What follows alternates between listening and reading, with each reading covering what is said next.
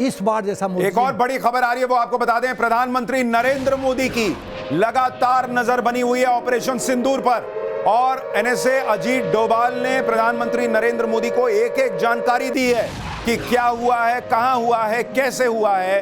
तो प्रधानमंत्री नरेंद्र मोदी रात भर आप कह सकते हैं कि सोए नहीं है।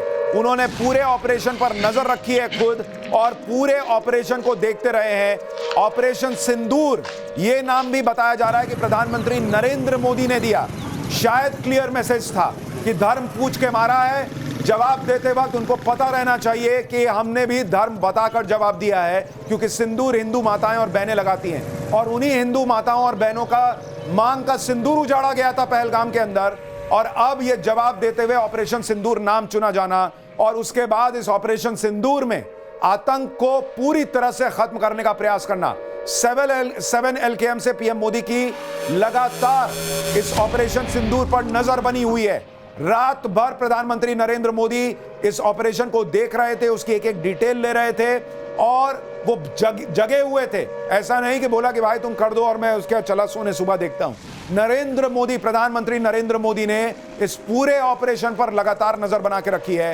एनएसए अजीत डोभाल उनको एक एक चीज की जानकारी दे रहे हैं, और ये आपको वो 9 लोकेशंस दिखा रहा हूं जहां पर भारत ने पीओके में अटैक किया है। अगर आप देखेंगे इस हिस्से को, ये आप देख रहे हैं पीओके का हिस्सा। एक तो मुजफ्फराबाद जहां पर भारत ने अटैक किया है, दूसरा हिस्सा आप देख रहे हैं बाग का, ये हिस्सा है बाग का जहां पर अटैक हुआ है। ये तीसरा हिस्सा आप कोटली का देख रहे हैं जहां पर भारत ने अटैक किया है, माफ कीजिएगा कोटली का। और ये चौथा हिस्सा जो आप देख रहे हैं ये गुलपुर है जहां पर भारत ने अटैक किया है।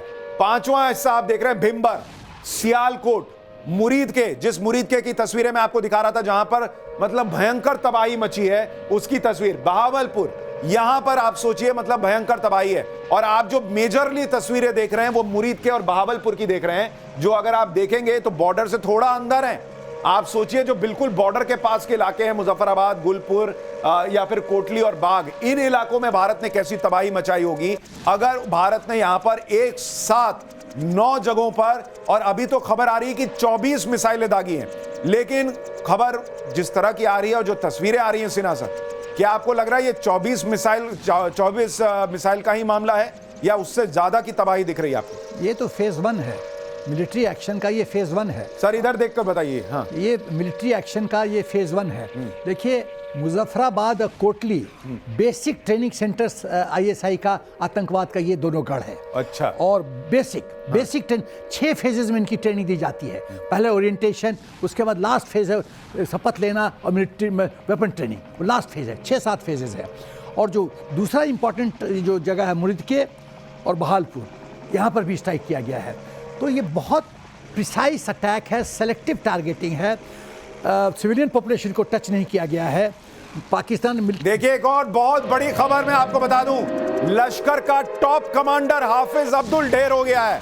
ये बहुत बड़ी खबर इस वक्त आ रही है। लश्कर का टॉप कमांडर हाफिज अब्दुल अब खत्म हो चुका है। तो जो पाकिस्तान को जवाब देना है, आतंकियों को जवाब देना है, प्रधानमंत्री नरेंद्र मोदी ने कहा था कि जो आतंकी हैं और उनके जो सरगना संरक्षक हैं, उन दोनों को जवाब मिलेगा। और वो तस्वीर होती हुई, पूरी होती हुई दिख रही है। लश्कर का टॉप कमांडर हाफिज अब्दुल मारा गया है। मुरीद के कहे जिस मरकज की तस्वीरें हम आपको दिखा रहे हैं, जो पूरी तरीके से मिट्टी में मिल गया है, उस मरकज में ही ये टॉप कमांडर था, और अब्दुल जो है उसको ऊपर भेज दिया गया। लश्कर का टॉप कमांडर। सिन्हा सर, ये बहुत बड़ा झटका होगा लश्कर के लिए। एकदम।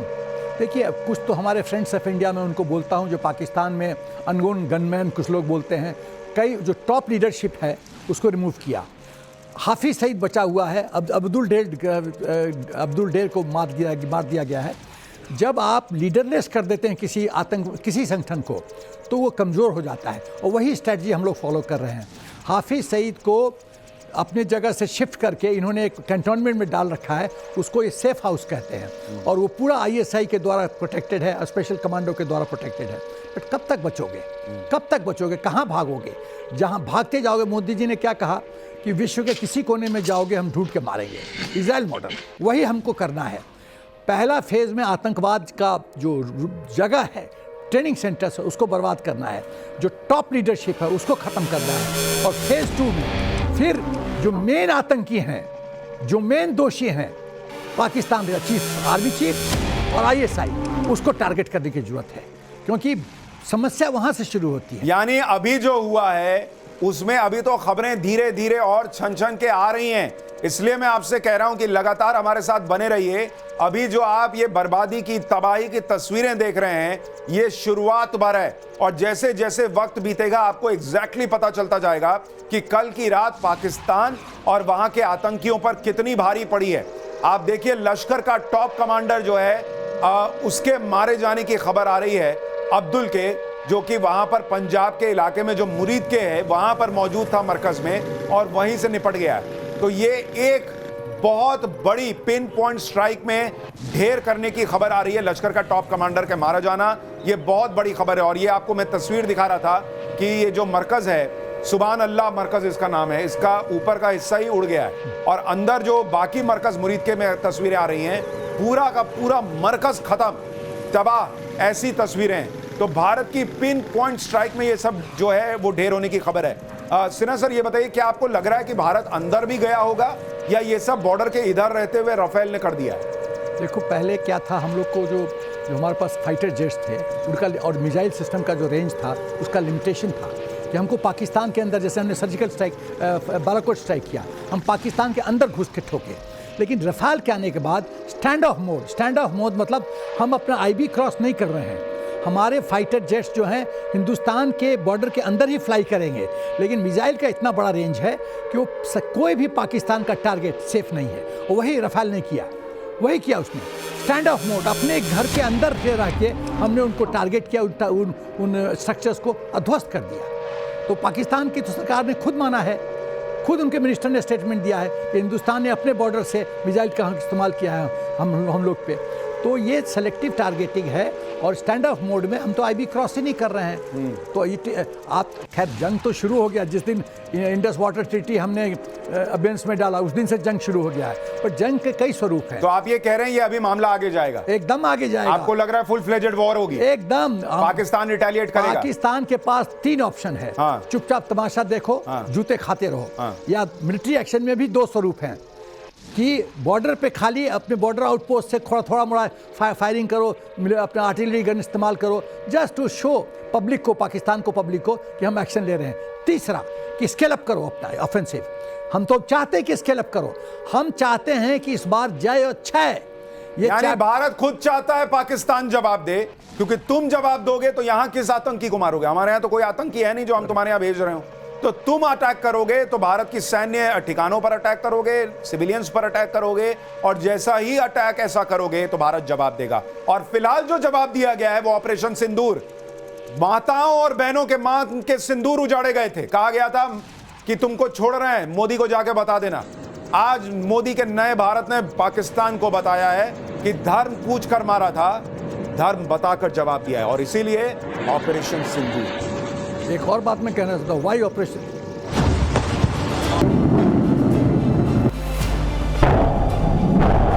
धन्यवाद करती हूँ, उनसे बहुत थैंक यू कहती हूँ कि उन्होंने मेरे पति की मौत का बदला लिया है।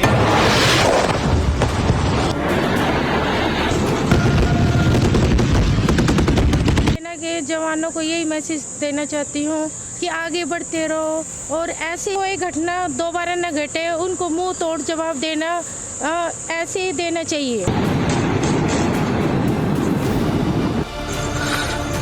ये नुकसान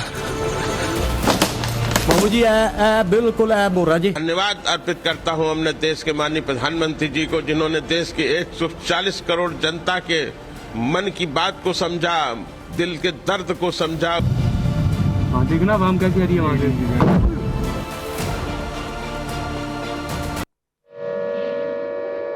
तो हमने भी धर्म बता दिया है पाकिस्तान को, लेकिन इस बीच एक और बड़ी खबर आपको बता दूं, भारत ने 1 का बदला 10 से लिया है।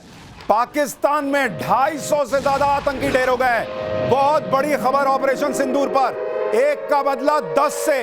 भारत में 26 मासूमों की जान ली गई थी, अब खबर आ रही है कि पाकिस्तान में 250 से ज्यादा आतंकी ढेर हो गए, और लश्कर के 30, जैश के 80 आतंकी ढेर हुए हैं। पाकिस्तान में 100 से अधिक आतंकियों के ढेर होने की खबर है, और पीओके में, माफ कीजिएगा, पीओके में 100 से अधिक आतंकियों के ढेर होने की खबर है और ओवरऑल ऑपरेशन सिंदूर में 250 प्लस आतंकी मारे गए हैं। अमित शाह ने ट्वीट किया है, हिंद की सेना पर गर्व है, बेगुनाहों की हत्या का बदला लिया है। यह देश के गृह मंत्री का ट्वीट।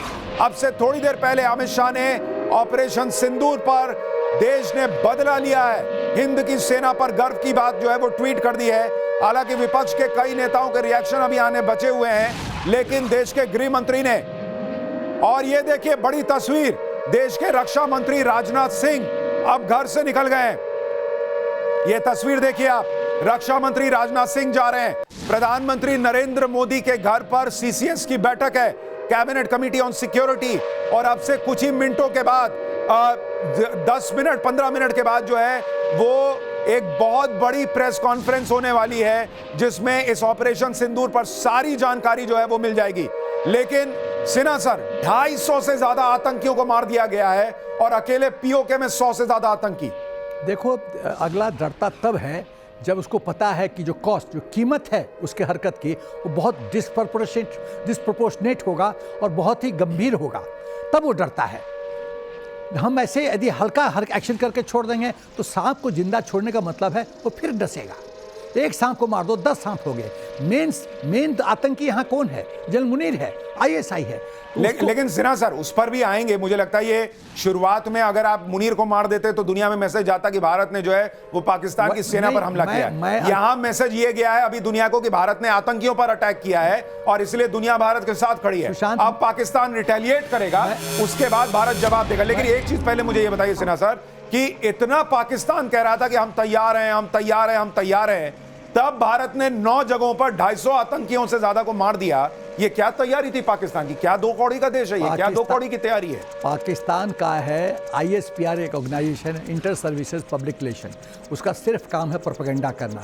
ये सिर्फ बकवास करते हैं। ये कार सेना है, ये बुज़दिल देश है, ये कुछ नहीं कर सकता। 4 दिन से ज़्यादा लड़ने की इनकी हैसियत नहीं है। इनके पास पैसा नहीं है जितना इनके पास, ये अभी चीन से कुछ पैसा लेके ये डीजल इन्होंने रखा है। कब तक कैप करोगे, कॉम्बैटेड पेट्रोलिंग करोगे? अरे लेकिन वो चीन का भी क्या करेंगे? मैं जरा पीसीआर एक बार JF-17 दिखाइए जरा। चीन से जो पाकिस्तान को JF-17 मिला था फाइटर जेट, भारत के आकाश डिफेंस सिस्टम ने कैसे उस JF-17 की हालत बनाई है। एक बार जरा JF-17 की तस्वीर दिखाइए फाइटर जेट की। ये देखिए एक और तस्वीर आ रही है, ये JF-17 को जब मारा गया उसकी तस्वीर है। दर्शकों के लिए हम आपको दिखा रहे हैं। आपका गोला जो आप आसमान में देख रहे हैं, ये JF-17 भारत के आकाश एयर डिफेंस सिस्टम ने JF-17 चीन से पाकिस्तान ने लिया था। इसी के बल पे कूद रहा था। हमारे पास JF-17 है, सोशल मीडिया पे फोटो पोस्ट कर रहा था कि हमारे पास JF-17 है। भाई ठोक दिया तेरा JF-17, हवा में आग का गोला बना हुआ है JF-17। ये DRDO ने अपने DRDO ने आकाश डिफेंस सिस्टम बनाया है, एयर डिफेंस सिस्टम, उसने JF-17 को ठोक दिया। तो क्या JF-17 सर है? फोटो दिखा रहा था ये पाकिस्तान। मैं एक बहुत इंटरेस्टिंग बात सुशांत बताना चाहता हूं तुमको कि जब पाकिस्तान का मिनिस्टर चीन गया था तो वहाँ के मिनिस्टर ने कहा कि JF-17 इस्तेमाल मत करना हिंदुस्तान सेना के खिलाफ। क्यों? क्योंकि उसको पता है इसका माल कचरा है।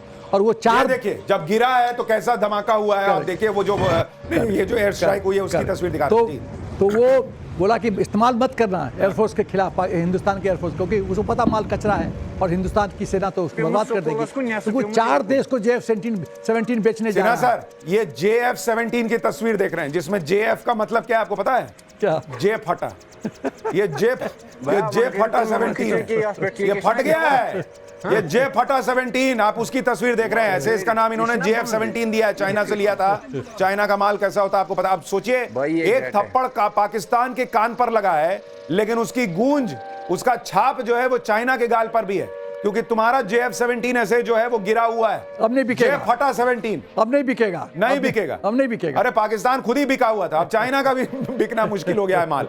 JF-17 को आप आज से JF-17 कह सकते हैं। सिन्हा सर आप बता रहे थे। देखो ऐसा है कि चीन का सब माल जो है सब डुप्लीकेट होता है, नॉन इफेक्टिव। वो इकोनॉमी फील्ड में वो भी विश्व का मैन्युफैक्चरिंग हब बन के, क्योंकि चीप लेबर है, वो उसने इकोनॉमी में प्रोग्रेस किया। अब वो भी हालत ख़राब है, रियल एस्टेट ख़राब है। चीन की बहुत बुरी हालत है। सोल्जरिंग की बात करें, मिलिट्री इक्विपमेंट की बात करें तो सब ट्रैश है, बकवास। तो तुम्हारे पास JF-17 बकवास है, F-16 का भी हम लोग ने गिरा दिया। वैसे भी F-16 टेक्निकली स्पीकिंग इस्तेमाल नहीं कर सकता हिंदुस्तान के खिलाफ। तो तुम्हारे पास है क्या? 4 दिन से ज़्यादा लड़ नहीं सकते हो। तुम्हारी पाकिस्तान आर्मी डिवाइडेड आर्मी है, एक army loyal to Imran Khan, एक आर्मी लॉयल टू मुनीर, एक आर्मी जो तीसरा ग्रुप है। तुम जूनियर ऑफिसर्स लिख रहा है जनरल मुनीर को चिट्ठी, रिजाइन और face music. Core sir command एक बात बताइए, हाँ। हम ये कह रहे हैं कि पाकिस्तान को जो इज्जत उसके पास है नहीं, उसे बचाने के लिए जवाब देना पड़ेगा, लेकिन वो जवाब देगा कैसे? F-16 अभी उड़ा नहीं सकता, अमेरिका ने कहा कि है हेलो चूना नहीं हमने दिया है, और JF-17 की ये हालत हो रही है, तो वो जवाब देगा काहे से? अरे जब टैंक में जो DGMT है, director general military training Pakistan का, उसने चिट्ठी इशू किया है बताते हाँ। उसने कहा है कि दिसंबर 2025 तक कोई ट्रेनिंग एक्सरसाइज नहीं होगा। भाई डीजल ही नहीं है, पैसा नहीं है, डीजल नहीं है, आर्मी डिवाइडेड है, फ्रस्ट्रेटेड है, इनकॉम्पिटेंट है, डरपोक है, कैसे लड़ोगे? कैसे? मैं तो पूछ रहा हूं कैसे लड़ो तो सही, युद्ध क्षेत्र में आओ तो सही। मतलब पाकिस्तान की हालत वैसी है कि तुम्हारे पास ना बाराती हैं, ना घोड़ी है, ना शेरवानी है, शादी की ना नहीं, लेकिन उसके साथ तो सबसे बड़ी दिक्कत है कि उसके पास दुल्हन भी नहीं है, लड़की भी नहीं है, शादी किससे करोगे? चलिए बाराती ना हो फिर भी शादी हो जाए एक बार, आप समझिए कि आर्य समाजी ढंग से आप मंदिर में जाके शादी कर लीजिए, या आप सोचिए कि भाई हम बड़ी पार्टी नहीं देंगे, लेकिन शादी करने के लिए लड़का लड़की दो तो होने चाहिए। पाकिस्तान की हालत यह है कि उसके पास ब्याह के सपने देख रहा है, लड़की नहीं है, ये उस वक्त हालत है, दुल्हन नहीं है उसके पास। तो पाकिस्तान की हालत यह हो रखी है कि उसके पास F-16 उड़ाने की पावर नहीं है इस वक्त। अमेरिका ने कहा है कि भाई जब हम बोलेंगे तब तुम उड़ा सकते हो, और JF-17 जो चीन का विमान वो उड़ाता है, वो पूरा का पूरा JF-17 जिसको मैं कह रहा था J-17, वो जमीन पर